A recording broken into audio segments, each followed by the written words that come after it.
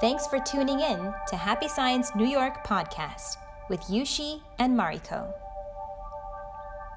In this episode, we want to kind of cover the basics of what life after death is and things like that. So I kind of want to throw a first question at you. Sure. So the first question that maybe some people might have is, why should we know about the afterlife? What do you think? We're all gonna die anyway, That's right? true. And the thing is, it's a matter of belief, right? While we're here on Earth, to believe in the afterlife or not, it's 50-50, right? But the scary truth, or the fact, is that there's no such thing as 50% that the afterlife exists. It's either 100 or a 0. So which way should you, what would you bet on, And actually, if you believe, there was a mathematician in the past, his name is Pascal, and he came up with like a formula saying that it's more beneficial to believe rather than not. So like, let's say that there's one person who chose to believe and who didn't, right? And then after he chose to believe and after he didn't, there's two scenarios, that the afterlife existed and it didn't. And he said no, he doesn't believe, and it existed and it didn't. So there's 4 outcomes from this ratio. And then let's say that you didn't believe and the other world didn't exist. He uses the number 0 to explain that because it doesn't exist, so you don't exist. But let's say that you didn't believe, but the afterlife did exist. There's a high probability that that can turn into a -1. Why? Because you lived your life as much as, at your own, the way you just want to, not thinking about the afterlife, not thinking about God, not thinking about the consequences or of your responsibility as a human being. And then you can end up in hell. So it's a 0 or a -1. But let's say you believed and it didn't exist. That'll be a 0 because it doesn't exist. And you believed and it existed, that would be a +1 because you lived in accordance with God's will. So if you look at those 4 outcomes, if you didn't believe, you only have the choice of 0 or -1. If you believed, you have a 0 or +1. So it's either better to believe. Right. It sounds like it's more beneficial. Exactly. Yeah, you just have to ask yourself, if I died and, wouldn't I want to know how to kind of move around or get about and things like that? So, yeah, and it also puts us at ease. It does. I think one of the biggest fears of life is death, right? So when we know about what happens about death, that kind of eliminates the first fear. And we can kind of live our life fearlessly. Definitely. Because we can live a life with no regrets, in other words, right? So we don't live a life that will harm others or just understand that life continues. We don't turn into dust. We don't turn into anything except we remain. We just shed our bodies. Exactly. Right? So let's see. I wanted to walk people through about what will happen right when we die. Right? So here we have Master Okawa's book entitled Spiritual World 101, A Guide to a Spiritually Happy Life. So this book is really great because it actually has diagrams on the soul and things like that. And I just want to read simply the prologue of the book to give you a taste of what this book is about. So it begins, "You will be happier if you believe in the other world. Have you ever asked yourself which would bring you more happiness, belief or disbelief, in the existence of the other world? Let's say you are currently 40 years old and that the average lifespan is 80. Then you have another 40 years to live. You will certainly do a number of things over the next 40 years and die at the age of 80. But if you think after you are cremated, nothing will be left to prove you had a life on Earth apart from a handful of ashes and some carbon dioxide, then such thinking can hardly bring you happiness. Surely, you would be much happier if you believe that your soul, your life energy, that led human life under a particular name, will continue to live on forever, even after you die. If everything ended with death, then morals, philosophies, religions would all be meaningless. Why put all your effort into living? If death put an end to everything, then life would be truly meaningless. There would be no point in improving your character and making effort, devoting yourself to study, or aiming to improve your character. Only con artists would recommend that you do so. Even though you may succeed in gaining status, income, and an earthly form of happiness by improving your character, if everything ends with death, then these are quite meaningless. Which way of thinking do you think will lead you to true happiness?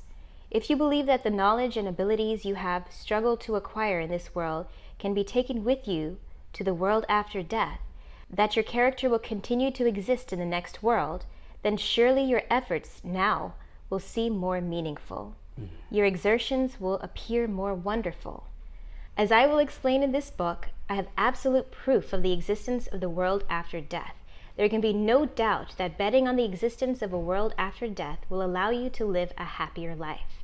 I want you to decide for yourself which way of thinking will bring the greatest happiness, to accept what should be accepted, and to study the knowledge of the truth rationally. I believe that is most important. Once you know about the true world, and once you understand that the way you live your life will decide which realm you will go to after death, at the very least, you will no longer need to fear the world after death. Very meaningful. Yes. Every time someone comes and asks me, like, so what's the whole point about knowing about, death while we're living? It's so far away. I always go back to that part where you just read, because you know how Master said that you can rationally learn about the afterlife? That's only possible here in Happy Science. That's true. And Master Okawa's teachings. Yeah. It's completely logical and rational and informative, and it's very clear of how he explains the afterlife and how it is very connected to the way we live here on Earth. Yeah. So I love that you read that part just now. Yeah, absolutely. So we have this thought tape that records everything that we do. So we're always being watched, whether we know it, like it, or not, right? We're being watched. And so this thought tape records everything. In your life. In our lives. Every little thing. And especially like the moments where we shine and when we're super dark, those literally are shown. So when you die, you enter, everyone know, what is it called? Purgatory in Christianity? In Christianity, yeah. Yeah, so there's like the judgment day, or the day of deciding whether you're going to go to heaven or hell. But actually, what is it like? It's very very descriptive. Master Okawa teaches us what happens right after death. So what happens is first, your soul obviously detaches from your physical body. And then even though the spiritual world coexists with this three-dimensional world, we feel that we're ascending very high up into the skies, and then we enter the universe, and the earth becomes very, very small, and eventually everything starts turning very fuzzy and white. And then when you notice, you're actually walking, and you're gonna see the river Styx. Or depending on what country you're from, Master explained that it could be like an ocean or a big lake, but some kind of a body of water. And then there, after you cross it, that's actually the moment you die. And then on the other side, there are people who has already deceased before you waiting, such as your maybe your parents or your friends or your teachers. So they're going to be waiting. They're waiting for your arrival to the afterlife. And then so you meet them, right? And then you start walking again farther and farther. And then eventually you're going to reach this place that looks like a movie theater. And that's where the thought tape is going to be played. In front of everyone. In front of everyone. Yeah. Correct. And so this Judgment Day thing, it's not, we judge our lives based on our conscience. Unfortunately, but also fortunately, your life will be shown to you, and you will have the completely objective stance of looking at your life. As like a third person's perspective, exactly. Right? Not like in your shoes, but I was done wrong, but you actually see the truth of the entire situation. Exactly. And for a lot of people, that's the first time they notice how other people were feeling towards them in their lives. And I heard not only can you hear the thoughts of people that you might have hurt, but also feel what they felt in that moment. Exactly. So in the spiritual world, it's like you're put in a clear box and everything is shown. Everything is transparent. Nothing is hidden. You can feel the other person's thought. And that's why you can automatically come to a conclusion to yourself saying that I passed in this lifetime or I failed. You will know, like in your heart. Exactly. Right? Yeah. Because thoughts have weight, I feel. Like if you think, positive, you kind of lift. And then when you think negative, you sink, right? So feels just heavy. like, you feel heavy and you feel something's wrong or something's not right. And so when you pass away, like you're just energy, right? Exactly. You no longer have your physical body, but when you see this movie of life, your own movie, and you feel how you feel in that moment, you will naturally know where you're going to go. Right. There's no person being like, you're going to hell or anything like that. But there are, in the movie, it shows a scene where everyone kind of gives you a beautiful round of applause. Yes. What a nice feeling. Right. So like, we're not just talking about doomsday, obviously. Right, yeah. So for people, this concept of hell is like, it's like a hospital for our souls. Right. It's not like you're going to be doomed there forever. Right. It's like a rehabilitation center. Exactly. Yeah, And you go there on purpose because you felt that you failed in this life, and the laws in the spiritual world, the laws of attraction governs everything. Right. So you're always by the people that has the same wavelength. So when you go down to hell, there are many different types of hells, as there is many different types of negative energies or negative emotions. So you go to the place where you fit the most, and what happens is that, let's say that you're a very aggressive, stubborn, angry person, the people around you are going to be like the same. So then you'll finally come to an understanding that you are living a very wrong life. And when you notice that, the ladder from heaven comes down and an angel brings you up. So you've kind of like passed it, and now you're back in heaven. So like having that aha moment, this is not the way to live, kind of puts you like in that perspective to potentially get out. And going back to the very first question, why is it beneficial to learn about the afterlife now? Usually, if you don't know about this spiritual principle, that aha moment comes a little too late. Right. When you're in hell, when you're already suffering.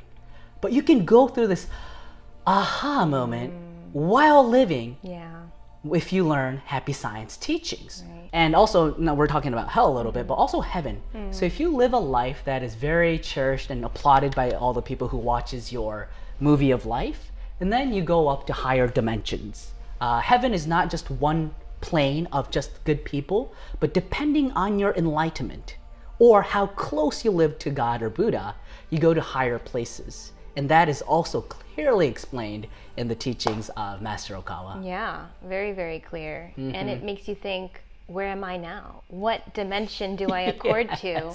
And also Earth is a really exciting place because people of all dimensions can exist at the same time. Right. Hence the variety, and like different conversations you learn or you teach, in the heavenly world, predominantly people around you are of the same. Yeah, because like attracts like, and you, like birds of a feather flock together, right? Right, so it's right. the same concept. Okay, well, how about, what are some simple steps that we can take to live a more proactive life? Well, I mean, can I answer this first? Please. One thing that just crossed my mind, like the first thing that came to my mind is obviously faith. Because, you see, yes, you can come to Happy Science and study these books as like some type of information that you will use if it's useful for you. But unfortunately, unless your mindset turns into faith, meaning acceptance, unconditionally accepting, unfortunately, you're still going to be the judgment maker of God's truth or the universal teachings. Right. And so if you really want to live a positive life, the best thing is pureness or acceptance of God's truth. So I'd say faith is a very important element. That's true. And at the end of the day, we know by studying Master's teachings, but what people don't know is that we can't take anything with us when we die. That, at least, I'm sure everyone knows and agrees with. However, what is the most important element to have in our minds and in our soul is faith. Because that, like, the joke of it all is that how could you grasp faith in life? Right. Is the question, is the challenge, is the whole point of being born, is like how tightly could you hang on? If terrible things happen, you're probably like, oh, God forsaken me. No, it happened to make you stronger. The only thing you can take back with you is your faith, is your mind, but the most valuable element is faith. right? What you believed in. Yeah. And how you acted upon that belief. Right. So I think, faith is the first element. And also, you said 3 tips. The second one that came to me is what we call in Happy Science, giving love. So living with a charitable mind, thinking of helping others instead of just thinking about yourself. How you lived your life based on giving love is what counts the most, and that's the actually step to happiness. So giving love is another element that came to my mind. That's true. It's kind of like, if we think about the afterlife, hopefully we'll all become angels, right? So what would an angel do in my situation, right? True. Obviously, angels are completely selfless, and they want to help people, they want to guide people, they want to comfort people. So I guess putting yourself in an angel's shoes might help you gain more perspective as well. So that's the second one. And the third one, of course, spiritual knowledge. Having a correct spiritual knowledge, or the knowledge about the spiritual world, will definitely lead you to living a life that is in accordance with God's will, which leads you to the higher dimensions. So the third point I would say is studying the truth. Yeah, absolutely. And, as you said in our previous episode, that Happy Science used to be called the Institute for Research in Human Happiness. Right. So we are an institute always studying, always increasing our wisdom. We literally have yearly exams on our testing our knowledge of the truth. And it's a great way to keep ourselves spiritually fit. Yes. Right? So we have things also called the discipleship course, which new members take, and actually members do take every year to sharpen their spiritual knowledge and to make sure that not only are they living a life of faith, but to be able to teach it to somebody else. Right. And Master does it the best. Yes. He literally published 2,500 books. We have about 200 in English now, but it really lays down in detail, in logical, hard to disagree with wisdom. And it's just more beneficial to live with faith. And let's not let it be too late. Definitely, right. Yeah. So to end, again, I wanted to promote our event coming up in June. Free workshop invitation, a happiness that transcends. Learn hopeful and logical answers to life's deepest questions. Saturday, June 22nd, 2019. Seminar starts at 1:30 p.m. Location is 25 West 31st Street on the 3rd floor, between Broadway and 5th Avenue in Manhattan. Please RSVP at 212-343-7972 or email us at ny@happy-science.org. And also, we have a few recommended readings if you'd like to learn more. Yeah, so of course, I already explained the Spiritual World 101 is a great book. Very good. To really, almost scientifically understand what happens right after you die and what is death, what is the spiritual world. And then there's this book called My Journey Through the Spirit World, a true account of my experiences of the hereafter. This book is very vivid, I must say. Very vivid information about literally him walking through the spirit world and, true accounts of everything that happens there and various different realms. And then we have here the 9 dimensions that we spoke about earlier, which really answers a lot of your questions about what happens after death and the complete package of the teachings of the spirit world. Yes. And then we have a little booklet here. It's only available at the temples, but it's called The Secrets of the Spirit World. A very, very wonderful lecture as well. So we have, as you can see, various books that you can read. And better off to know now before we pass away. So if you are seeking a book to learn about the spiritual world, go to our Master Okawa's teachings. Yeah. And all of our books are available on okawabooks.com, as well as Barnes & Nobles and Amazon. And of course, you can visit us here in New York Temple or any other temple that you are near to, right? Yep. Great. So that completes our second episode of our Happy Science video podcast series. Thank you for watching, and remember to please subscribe to all of our social media, as well as send us your questions. We know you have a lot, we know it, but we will happily challenge to answer your questions and also give you more information week after week on what Happy Science is, what we do, and why. So from all of us here at Happy Science, thank you so much. Thank you very much. Thank you, Mariko. Thank you, Yushi. All right, so see you next time. Bye. Bye-bye.